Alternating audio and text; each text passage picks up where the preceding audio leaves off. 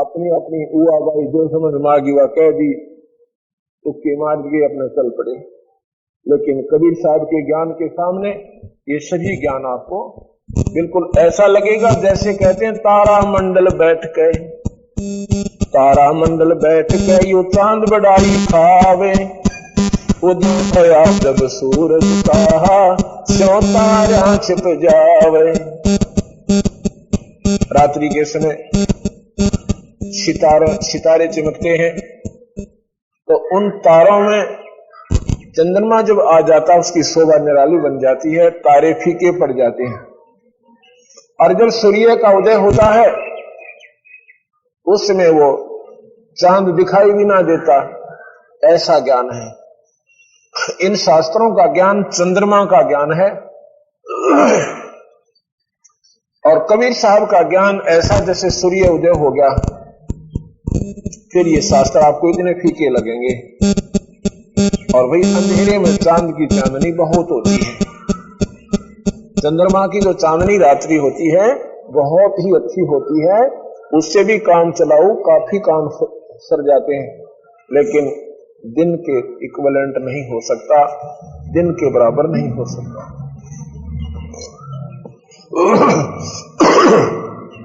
अब मैं आपको,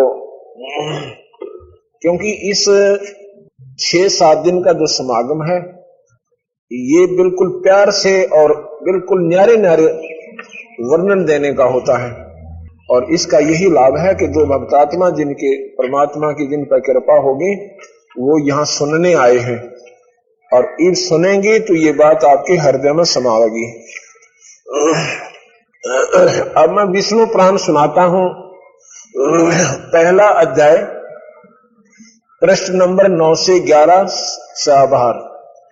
मैंने ये इन शास्त्रों से जो मुझे आवश्यक समझा, मैंने जिनकी मुझे आवश्यकता थी, इस विष्णु पुराण से इसमें लिखा है, इसमें यथार्थवर्ती संदेश द्वितीय भाग में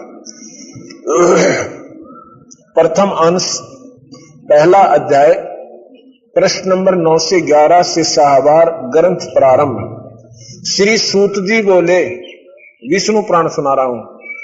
नित्य कर्मों से निर्वृत्त हुए मुनिवर पाराशर जी को प्रणाम करके एवं उनके चरण स्पर्श करके मैत्रेय जी ने पूछा, हे गुरुदेव, मैंने वेद वेदांग और धर्म शास्त्रों का आपसे ही कर्म अध्ययन किया है।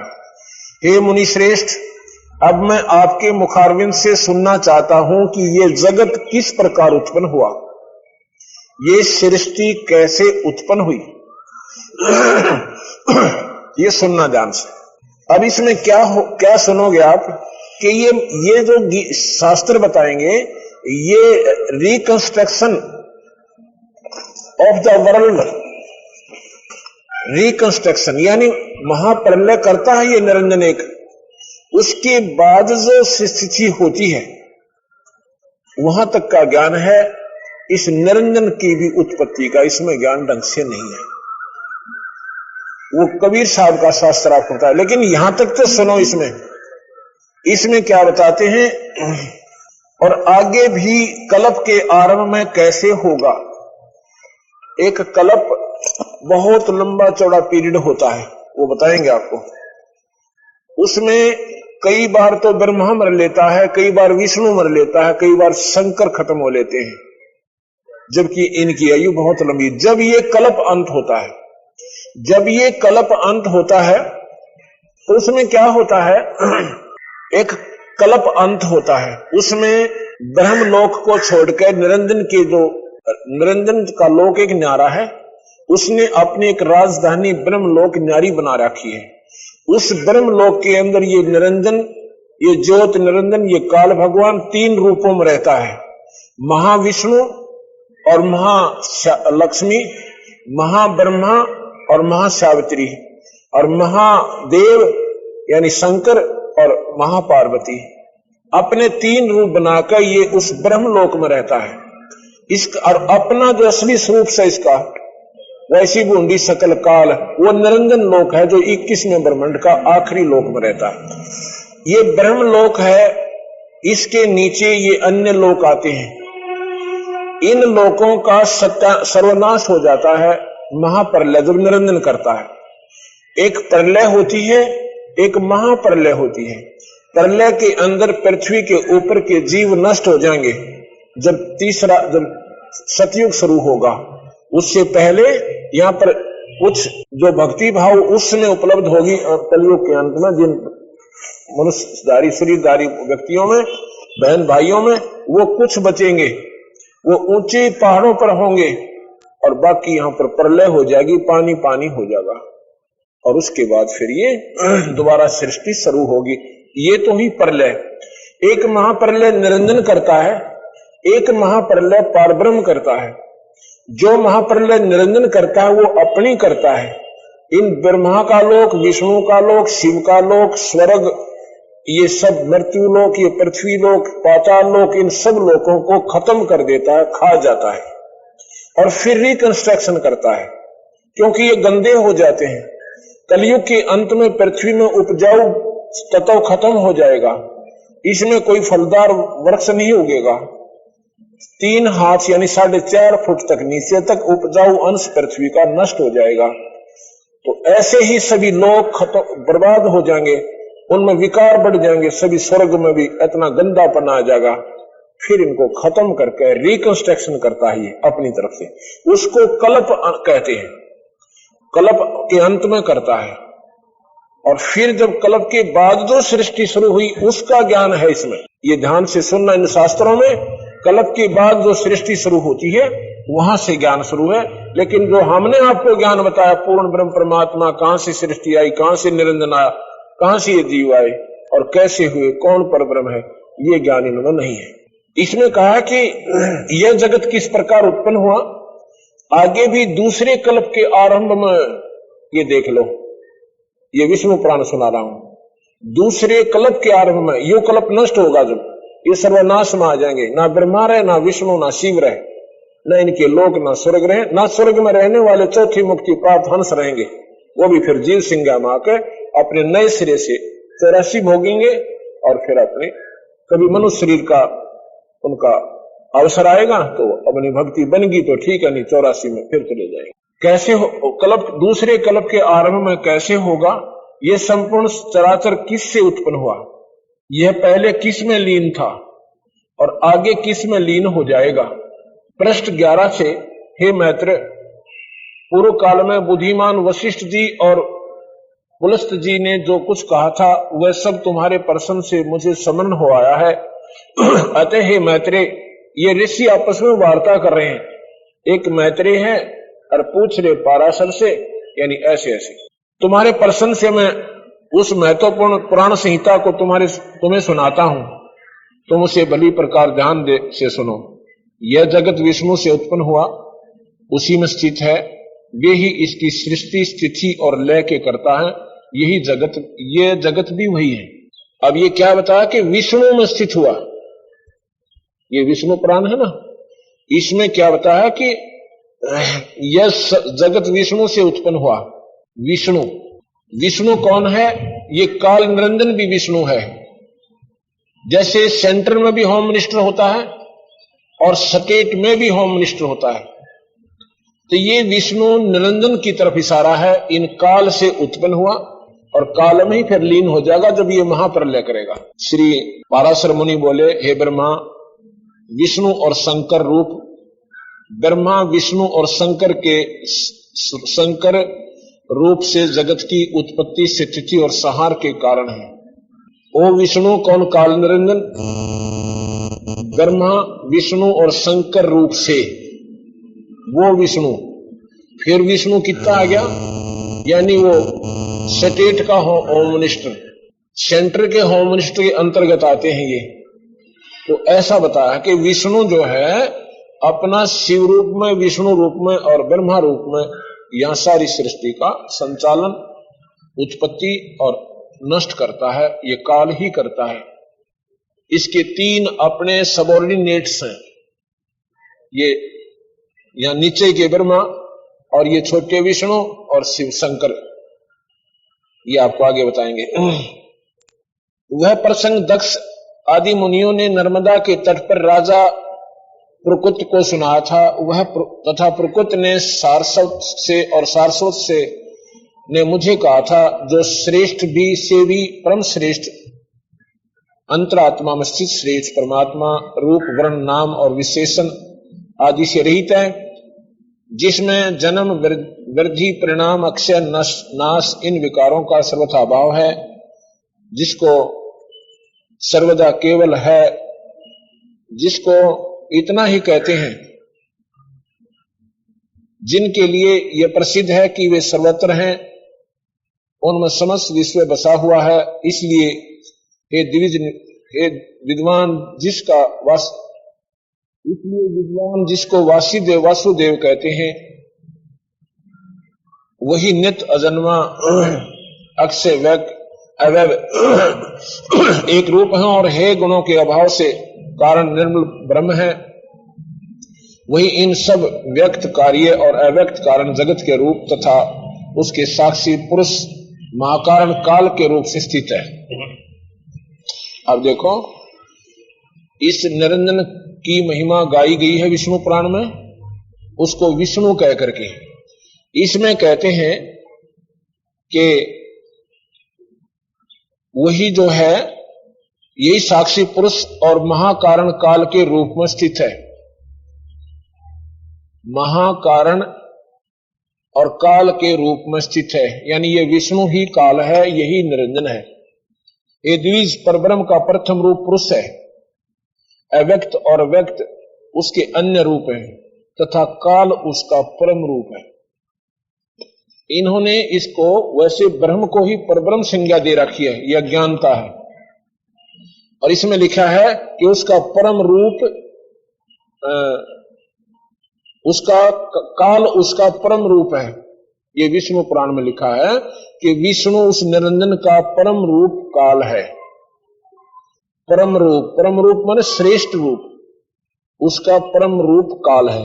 ये विष्णु पुराण सुनाया मैंने आपको, ये विष्णु पुराण मेरे पास रखा है। तो इससे सिद्ध हुआ कि ये निरंजन को ही, इस काल को ही यहां का भगवान मानते हैं और ये यहां का 21 ब्रह्मांड का मालिक है।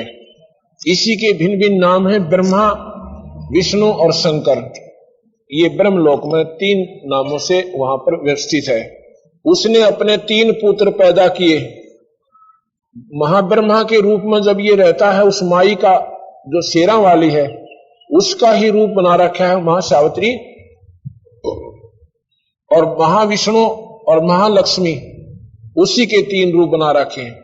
और शंकर और महापार्वती ये भी उसी के माई के 3 रूप बना करके ये ब्रह्मलोक में मौज मार रहा है। लेकिन अपने असली रूप में ये निरंजन लोक में रहता है, उस बूंदी शकल में, जो इसका परम रूप काल है, उस रूप में वो वहां रहता है।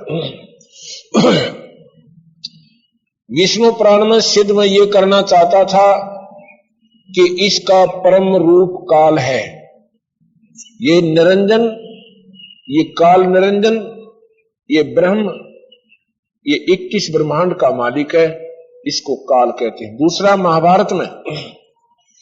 महाभारत में संक्षिप्त महाभारत के द्वितीय खंड के प्रश्न नंबर 1220 भगवान विष्णु से विश्व की उत्पत्ति तथा बराह अवतार का वर्णन।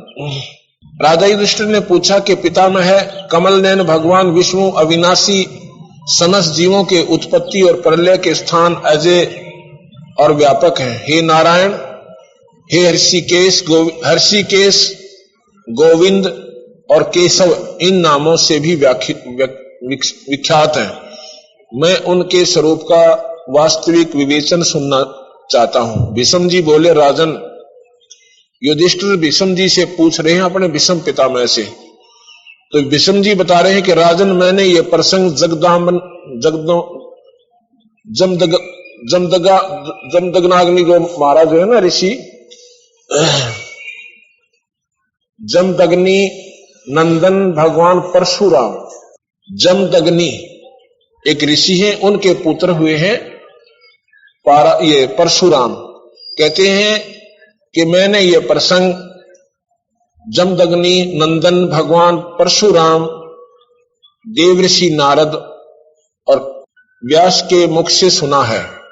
महर्षि अस्ति, देवल, वाल्मीकि और मार्कंडेय भी इस अद्भुत रहस्य का वर्णन किया करते हैं।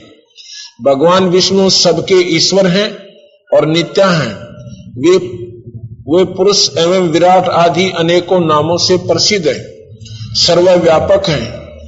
लोक में ब्रह्मवेता पुरुष उन भगवान के जिन चरित्रों को जानते हैं तथा पुराणवेता जिनका निरूपण करते हैं, वह सब मैं तुमको सुनाता हूं।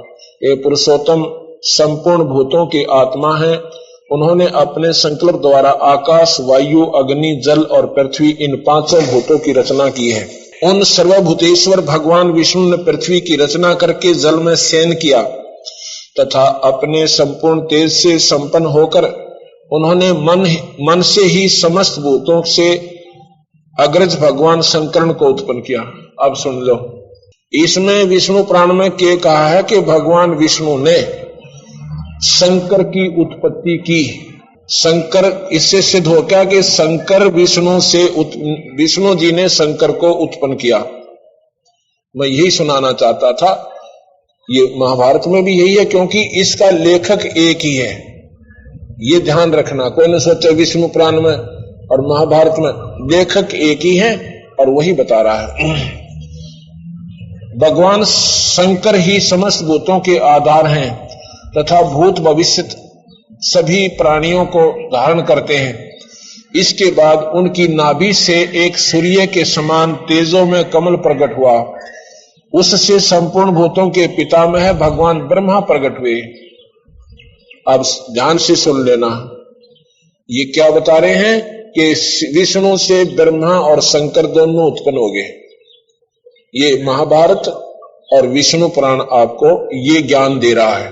महाभारत का दूसरा भाग 1240 से 1241 तक युधिष्ठिर ने पूछा, पितामह, अब मैं ये जानना चाहता हूं कि संपूर्ण भूतों की उत्पत्ति किससे होती है, उनका लय कहां होता है। परमार्थ की प्राप्ति के लिए जिसका ध्यान और किसका ध्यान और किस कर्म का अनुष्ठान करना चाहिए। काल का क्या स्वरूप है, काल का क्या स्वरूप है और भिन्न भिन्न युगों में मनुष्यों की कितनी आयु होती है। भीष्म जी ने कहा, युधिष्ठिर, इस विषय में भगवान व्यास ने अपने पुत्र सुखदेव को जो उपदेश दिया था वही प्रसंग मैं तुम्हें सुना रहा हूं। एक दिन सुखदेव ने वेद व्यास जी से अपने मन का संदेह इस प्रकार पूछा, पिताजी, पापियों को उत्पन्न करने वाला कौन है? काल के ज्ञान का क्या परिणाम निकलता है? ब्राह्मण का क्या कर्तव्य है? ये सब बातें बताने की कृपा कीजिए। व्यास जी ने कहा, बेटा, सृष्टि के आरंभ में अनादि, अनंत, अजन्मा, दिव्य, अजर, अमर, अविकारी, अतकर्य और ज्ञानातीत ब्रह्म ही था। क्योंकि इनने ईश्वर का बेरा इस ब्रह्मांड का ही, ये बताते हैं पहले केवल ब्रह्म ही था। बिल्कुल ब्रह्म ही था। ये ब्रह्म अपने स्वरूप में निरंजन रूप में वहां रहता है, ब्रह्म लोक में ब्रह्म रूप में यानी 3 शिष्यों में रहता है। वह काल स्वरूप है। ओए होए होए, और यह हम प्रमाण करना चाहते हैं, बंदी छोड़ के कहना चाहते थे। अब केवल कबीर साहब की वाणी अगर आपको सुनाकर मैं फाइनल कर दूं, यो कभी आप स्वीकार नहीं कर सकते और मुझे ये कहोगे ये ना जानता ABCD भक्ति के बारे में, ना शास्त्रों का ज्ञान, एवं सट्टे मारता फिरे। लेकिन इन शास्त्रों को हिंदुस्तान में कोई नकारा नहीं कर सकता। इसलिए इन शास्त्रों का आधार आपके हृदय में सच्चाई को समावेश करेगा। निरी ईंट नहीं टिक सकती, उनमें सीमेंट लानी पड़े से और फिर वह हलना कोई ना। ऐसे ये जो शास्त्रों के बीच में जो सीमेंट दे रहा हूं ना, ये कबीर साहब के ज्ञान को ये मजबूत बना देंगे। व्यास जी कहते हैं, बेटा, सृष्टि के आरंभ में अनादि, अनंत, अजन्मा, दिव्य, अजर, अमर, अविकारी, अव्यक्त, ज्ञानातीत ब्रह्म ही था। वह काल स्वरूप है। ये काल है और काल के कला, कष्टा आदि जितने भी भेद हैं, ये सब उसी के अवयव हैं। महर्षियों ने 15 निमेष की एक काष्ठा, 30 काष्ठा की एक कला, 30 कला का 3 कष्टा और एक मुहूर्त तथा 30 मुहूर्त का एक दिन रात माना है। 30 दिन रात का एक मास 12 मास का वर्ष होता है। एक वर्ष में 2 आयन होते हैं। ये इनका पूरा वर्णन दे रखा है, इसमें पीरियड दे रखा है। बस भाई इससे नो बन गया, फिर एक देव, वो दिव वर्ष बन जाएगा, ऐसे ऐसे। इस प्रकार इन्होंने बताया है कि सतयुग, इस प्रकार देवताओं के 12,000 वर्षों का एक चतुर्युग होता है, और एक 1,000 चतुर्युग बीतने पर ब्रह्मा का एक दिन पूरा होता है। इतने ही युगों की उनकी रात्रि होती है। भगवान ब्रह्मा अपने दिन के आरंभ में संसार की सृष्टि करते हैं, और रात में जब प्रलय का समय होता है, उन सबको अपने में लीन करके योग निद्रा का आश्रय लेकर के सो जाते हैं। फिर प्रलय का अंत होने पर, रात बीतने पर वे जाग उठते हैं, और इस प्रकार 1,000 चतुर्युग को, जो ब्रह्मा का एक दिन बताया गया, और इतनी ही बड़ी उनकी रात्रि बतलाई गई, उसको जो भी लोग ठीक समझते हैं वे ही काल के तत्व को जान लेने वाले हैं। रात्रि समाप्त होने पर जागृत हुए ब्रह्मा जी पहले महतत्व को उत्पन्न करते हैं। इस प्रकार उसे स्थूल जगत को धारण करने वाले मन की उत्पत्ति होती है। महाभारत के दूसरे में लिखा है ये समाप्त हुआ। श्री भागवत सुधा सागर के 3 स्कंद में के 8वें अध्याय के शेषाभार, ब्रह्मा की उत्पत्ति। सृष्टि के पूर्व में संपूर्ण विश्व जल में डूबा हुआ था। एक समय एकमात्र श्री नारायण देव शेष शैया पर पौड़े यानी सोए हुए थे। वे अपनी ज्ञान शक्तियों को अक्षुण रखते हुए और योग निद्रा का आश्रय ले अपने नेत्र मूंदे हुए थे। सृष्टि के क्रम से अवकाश लेकर, अब ये कौन?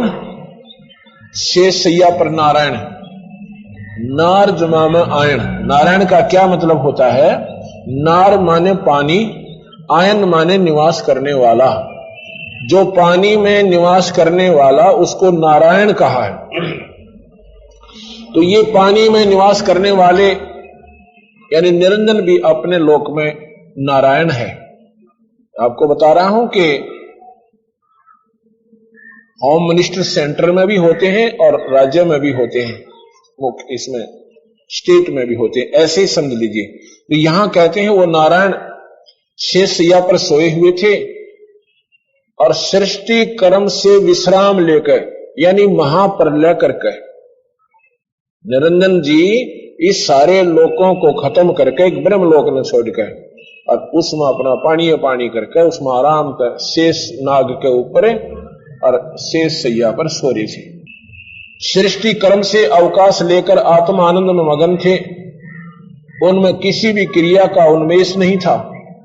जिस प्रकार अग्नि अपनी दाहिका आदि शक्तियों को छिपाए हुए काष्ठ में व्याप्त रहती है, उसी प्रकार श्री भगवान ने संपूर्ण प्राणियों के सूक्ष्म शरीरों को अपने शरीर में लीन करके अपने आधारभूत उस जल में शयन किया। उन्हें सृष्टि काल आने पर जागने के लिए केवल काल शक्ति को जागृत रखा। अब यहां देखना, इस प्रकार अपनी सर्वभूता स्वचिता के साथ यह एक सहस्र चतुर्युग उपरांत जल में शयन करने के अनंतर जब उनके द्वारा नियुक्त उनकी काल शक्ति ने उन्हीं जीवों को कर्मों की प्रवृत्ति के लिए प्रेरित किया, तब उन्होंने अपने शरीर में लीन हुए अब अनंत लोक देखे, जिसमें भगवान की दृष्टि अपने में निहित लिंग शरीर आदि सूक्ष्म तत्वों पर पड़ी तो हुआ है। तब कालाश्रित रजोगुण से सूक्ष्म अक्षोभित होकर सृष्टि रचना की निमित्त उनके नाभि देश से बाहर निकला। कर्म शक्ति को जागृत करने वाले काल के द्वारा विष्णु भगवान की नाभि से प्रकट हुआ सूक्ष्म तत्व कमल कोश के रूप में सहसा ऊपर उठा। यहां देखना है, काल के द्वारा विष्णु भगवान की नाभि से। आप देखो ना, भगवान विष्णु की नाभि से एक कमल दिखाया जाता है, उसमें ब्रह्मा ऊपर बैठा दिखे। और ये बता रहे हैं सुधा सागर में, श्री भागवत सुधा सागर जिसको सुख सागर भी कहते हैं, उससे सुना रहा हूं।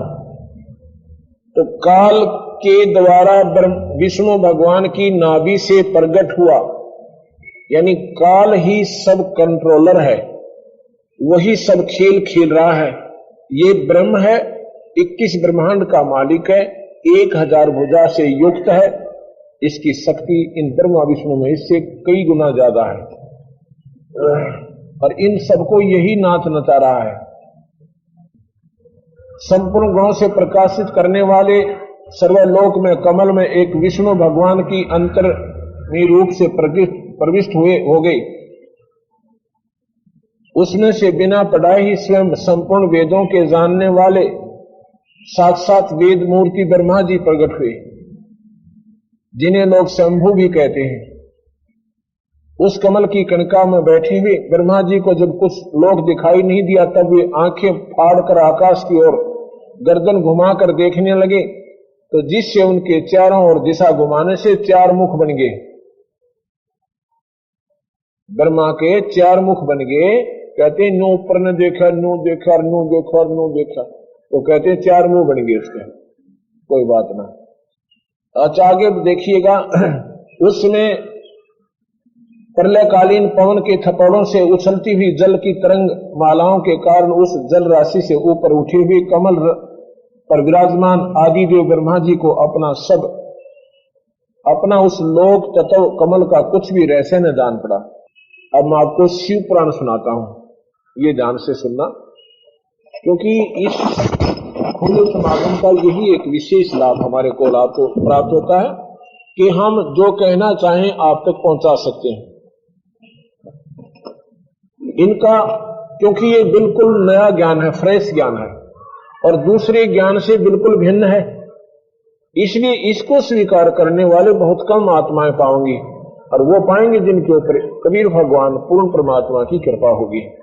और आप अगर ढंग से इस बात को समझ गए, आप शास्त्र भी देखने की चेष्टा कीजिए फिर, और फिर आप अपने आप सब बहन भाइयों को बैठाकर समझा करोगे कि इस तिथि में बात है भाई, ये जो पुराना ज्ञान है ये क्यों फैल गया। जगह जगह पर संतों ने ये पुराणों की व्याख्या की, इनके गुणगान किए, आगे सुनने वालों ने आगे किए, आगे सुनने वालों ने आगे किए, वो जैसा जो उन्होंने सुना जो का तो आगे संसार में समाज में फैल गया। अब ये जो कड़वा ज्ञान है ये भी आपके सामने आ रहा है, ये भी इसमें समय लगेगा थोड़ा सा, और आपके घर घर बच्चा तक पहुंचेगा, और फिर विवश होना पड़ेगा इस ज्ञान को स्वीकार करने के लिए, क्योंकि ये सच्चाई से परिपूर्ण है। ये सभी का को ये समूच कर देता है। इन्होंने तो अपने अपने लेवल में छोड़ दिया ज्ञान को, लेकिन इन कबीर साहब ने क्या किया, ये हाथी बना दिया, और हाथी बना के दिखा दिया कि हाथी ही है, ये सब मिला करके हाथी बना है।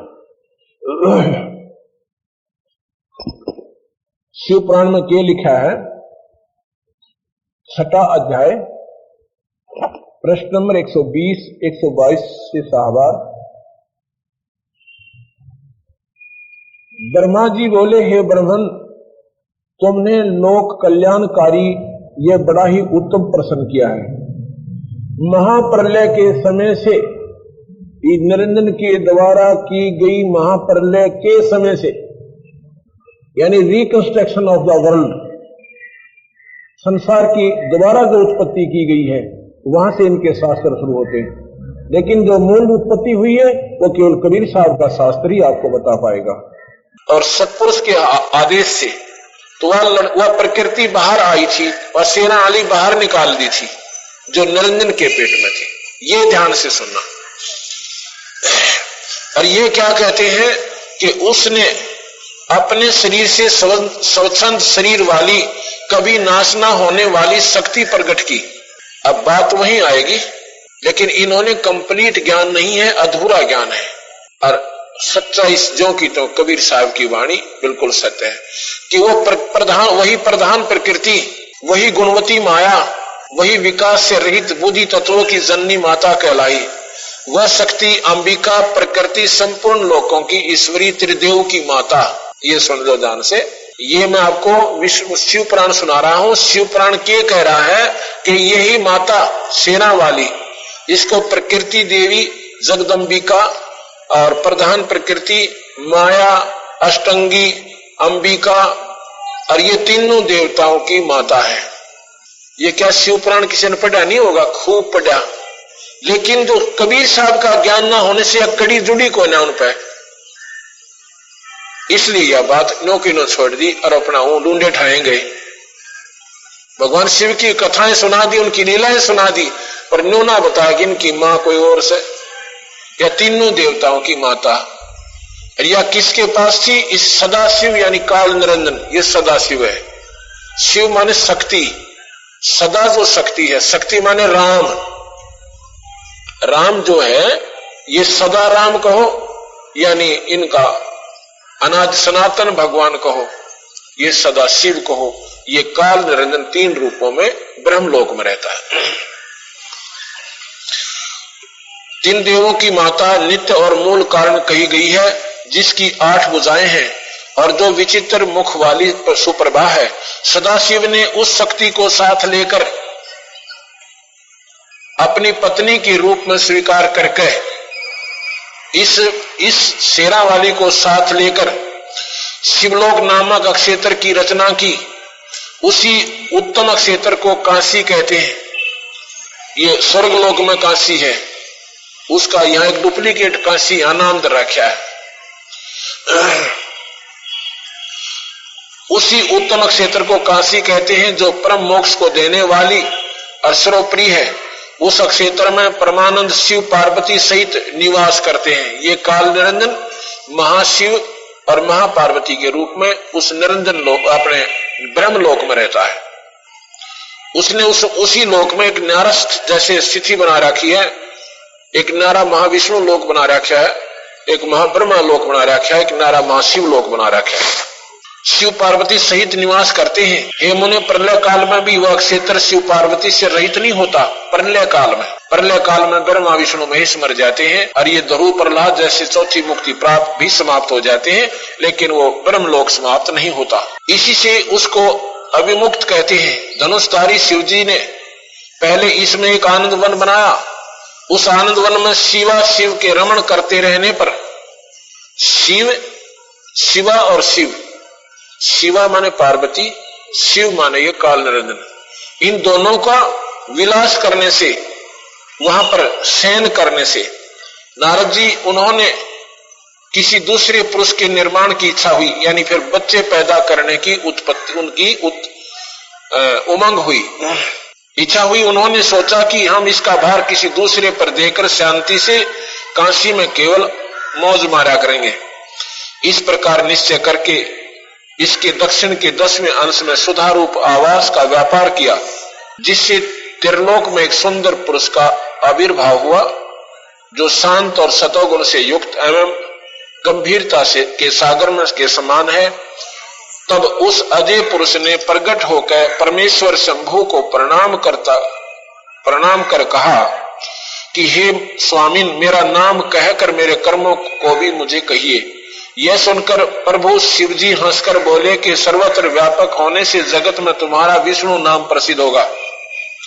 और यहाँ के बता दिया कि उस विष्णु शिवजी थे विष्णु उत्पन्न हुआ, पर न्यो ना बेरा कौन से शिवजी थे?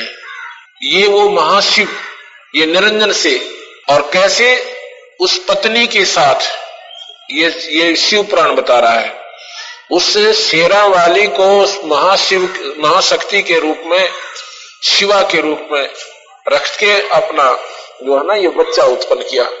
इसने ऐसे ही कर रखा ब्रह्मलोक में। वहां अपने 3 रूप में 3 बच्चे पैदा किए।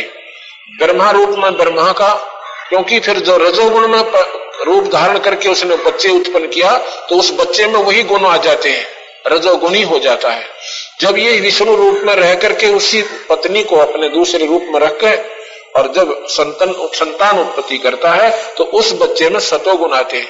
अब शराबी के बच्चे का आप देख लेना, उसमें अपने आप गुण आ जाएंगे शराब पीने के। जो शराब पीता है जिसका बाप है, और फिर उसकी जो संतान होगी, उस बच्चे में आप जन्म हो जाएंगे वो शराब के पीने की। और यह बिजली क्यों पड़ गई? अब इतना समाज क्यों बिगड़ गया? क्योंकि वो जन्म उन बच्चों में इतने प्रभावी हो जाते हैं कि फिर वो डटे नहीं डटते, वो अपने आप स्वीकार करना शुरू कर देते। ऐसे ही ये माँ बाप से मिला हुआ शरीर हमारे को बहुत प्रभावी रखता है। जैसे भी माँ बाप से मिला, अगर कोई चोर है जिसका बाप, तो उस बच्चे में वो चोरी के गुण आप पाए जाएंगे। एक लड़का था छोटा सा, उसका बाप एक नंबर चोर, उसकी दादी नाम ले रही, उसकी माँ नाम ले रही छोटे छोरे की, और वो लड़का भी चोरी करे। अरे महा बेटी के बाप, तुम 8 साल का 10 साल का बच्चा है तो चोरी क्यों करता है? नाम भी ले रखा तूने।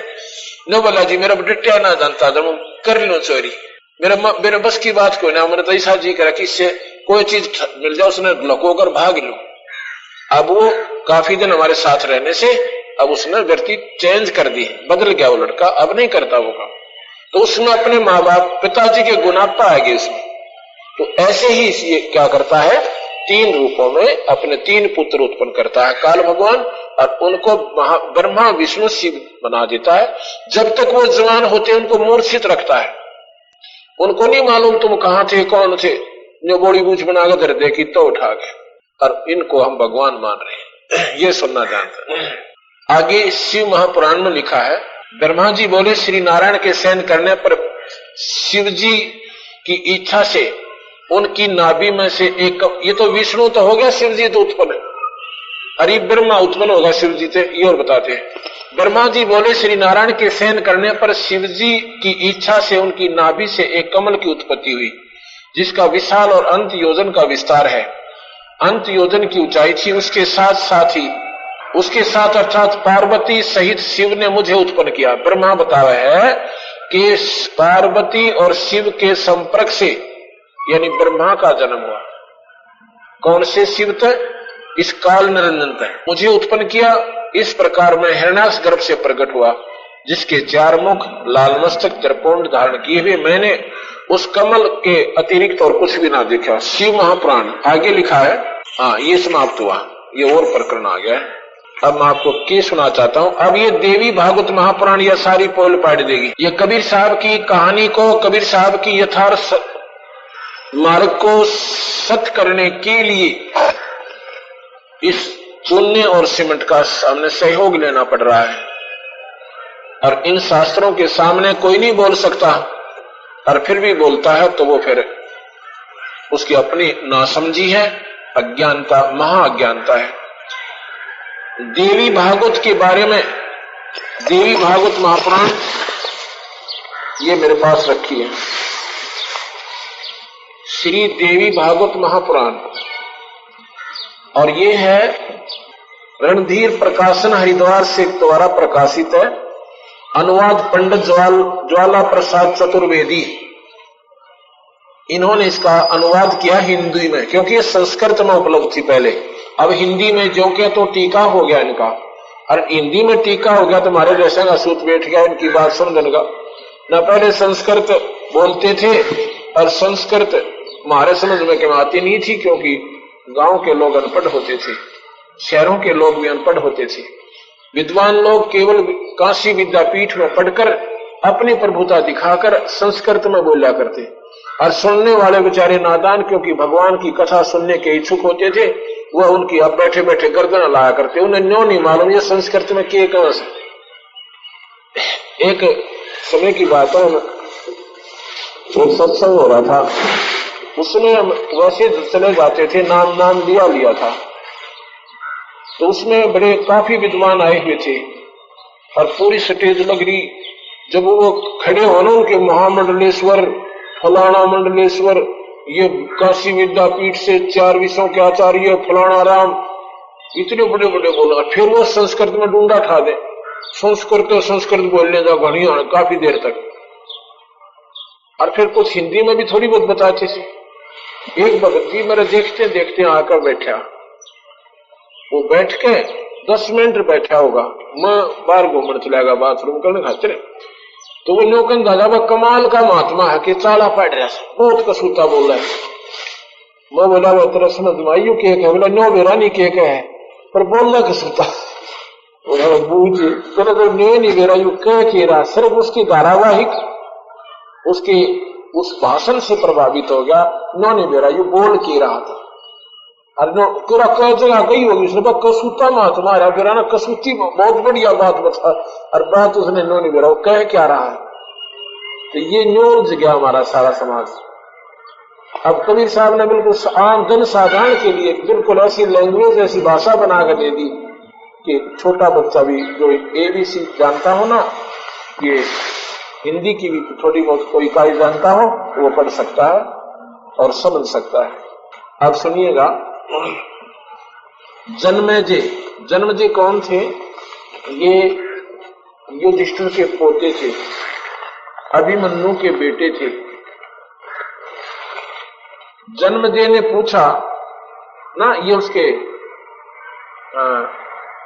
जो युधिष्ठिर के पुत्र थे उसका नाम था राजा परीक्षित के पुत्र थे और परीक्षित अभिमन्यु का लड़का था। तो जन्मेजय ने पूछा, भगवान आपने अंबा यज्ञ द्वारा देवी के आराधन करने की आज्ञा दी है, अतः वे कौन है, कैसे और कब प्रकट हुई?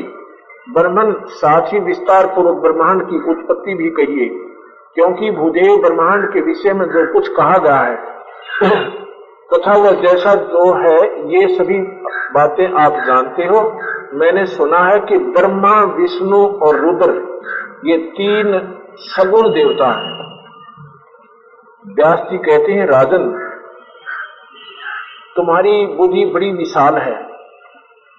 अभी तुमने जो प्रश्न पूछा है कि ब्रह्मादि की उत्पत्ति कैसे हुई, ब्रह्मा आदि का मतलब ब्रह्मा, विष्णु, महेश। जैसे सनकादिक, सनक, सनंदन, सनातन, संत कुमार ये 4 भाई हैं। इनकी आयु 5 वर्ष, इनका जो शरीर की मैन्युफैक्चर 5 वर्ष के बालक जैसी बनी रहती है अपने पिता ब्रह्मा के आशीर्वाद से। इनको सनकादि कहते हैं। सनकादिक का मतलब है चारों की तरफ इशारा, एक ही। ये ब्रह्मादि, ब्रह्मा आदि, ब्रह्मा, विष्णु, महेश आदि की उत्पत्ति कैसे हुई, सो ये महान कठिन विषय है। एक समय की बात है, गंगा के तट पर सर्वज्ञान संपन्न मुनिवर नारद जी विराजमान थे। वेद के सर्वोत्कृष्ट ज्ञाता उन मुनि का मुझे दर्शन हुआ। कुशल प्रसन्न हो जाने के पश्चात मैंने नारद जी से पूछा। मैंने कहा, मुने आप बुद्धिमान हैं। ये व्यास जी कह रहा है और व्यास से ये जन्मेजय पूछ रहा है। जन्मेजय को व्यास जी कह रहा है कि यही प्रश्न मैंने नारद जी से किया था। तो अब वो कह रहे हैं कि मैंने नारद जी से कहा कि मुने आप बुद्धिमान हैं, मुझे ये बताइए, बताने की कृपा कीजिए कि इस विस्तृत ब्रह्मांड की प्रधानकर्ता, विस्तृत ब्रह्मांड के प्रधानकर्ता कौन है। कितने ही आचार्य भवानी को संपूर्ण मनोरथ पूर्ण करने वाली बतलाते हैं। वे आदि माया, मां शक्ति एवं परम पुरुष के साथ रहकर, जो मैं सिद्ध करना चाहता हूं, कितने पापड़ बेलने पड़ेंगे कबीर साहब की वाणी को सत्य को सिद्ध करने के लिए। सत्य को सत्य सिद्ध ये इन शास्त्रों से होगी, क्योंकि इनको ये सबको स्वीकार्य है, इनको कोई नकारा नहीं कर सकता। और कबीर साहब का फिर सब तो सिद्ध हो जाएंगी।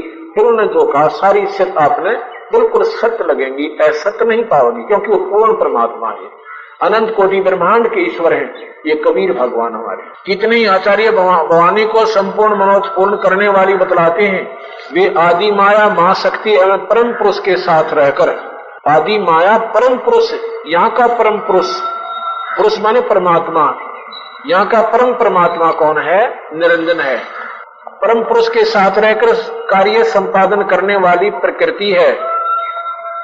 ये प्रकृति शब्द याद रखना आप, प्रकृति।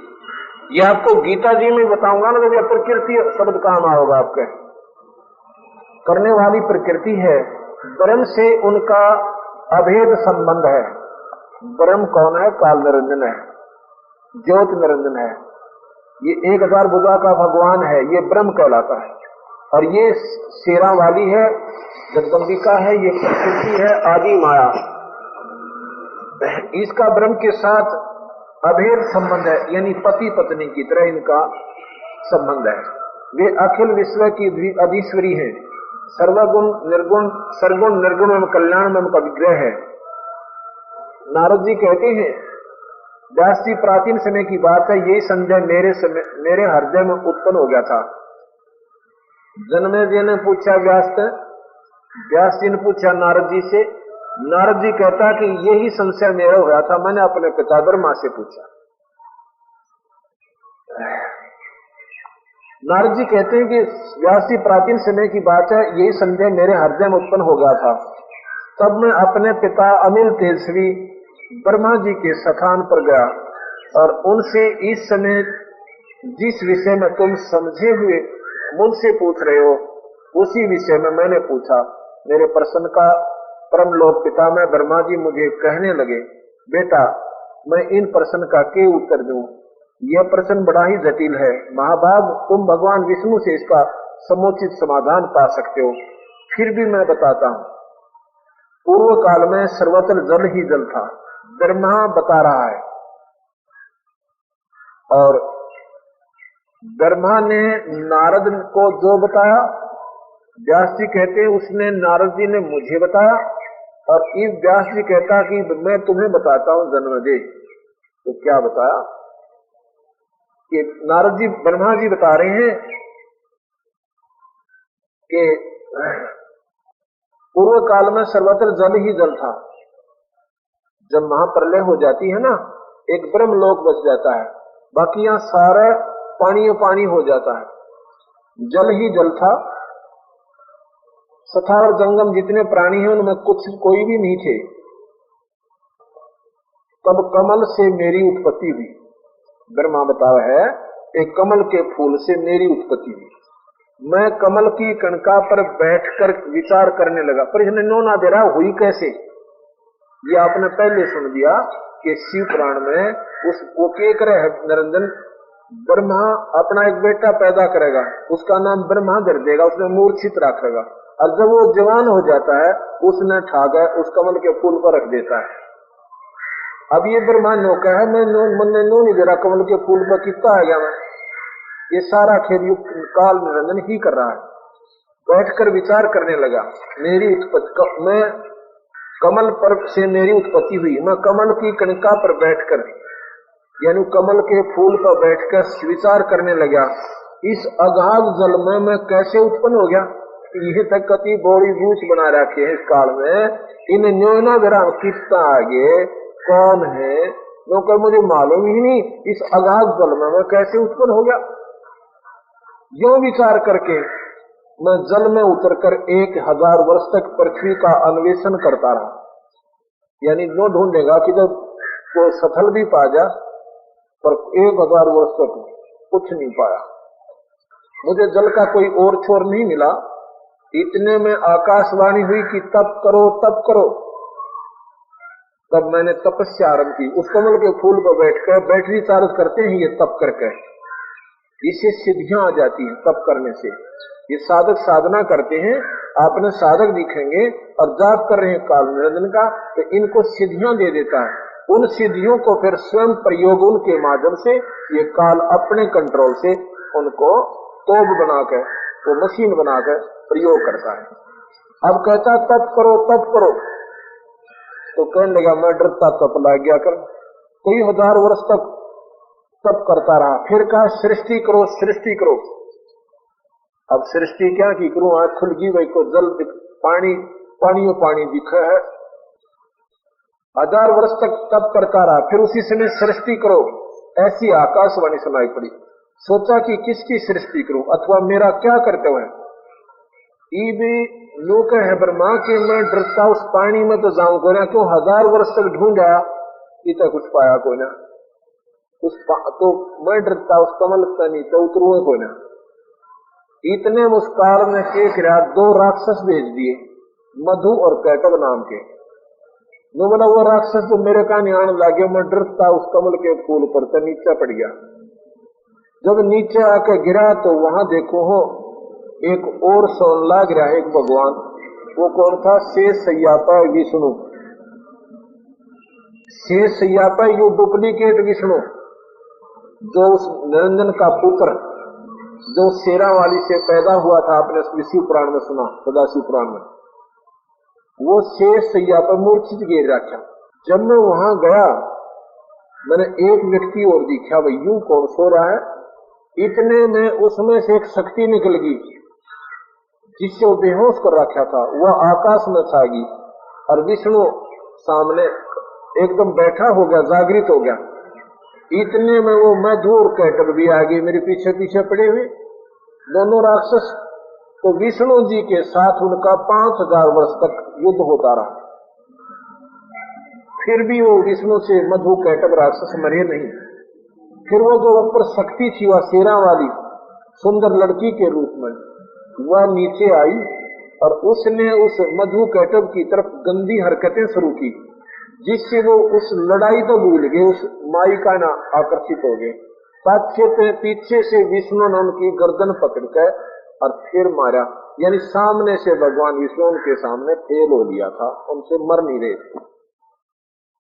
ये देवी भागवत पढ़ रहा हूं, कदे को सोचो सत्य मारता महाराज जी अपने घर की गड़के, ये नो की नो सुना रहा हूं, तो इसमें लिख रखा है।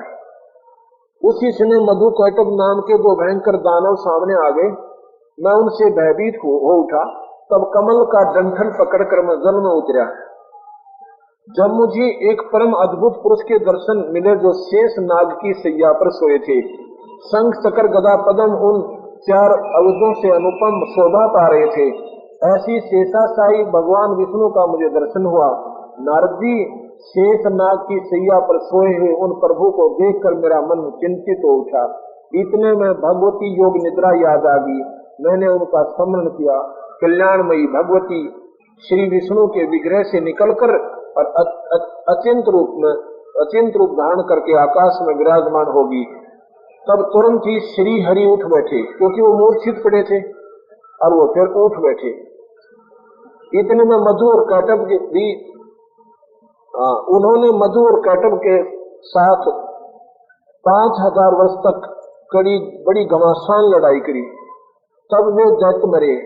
कैसे मरे? पहले देवी के कटाक्ष से मधु और कैटब मोहित हो गए।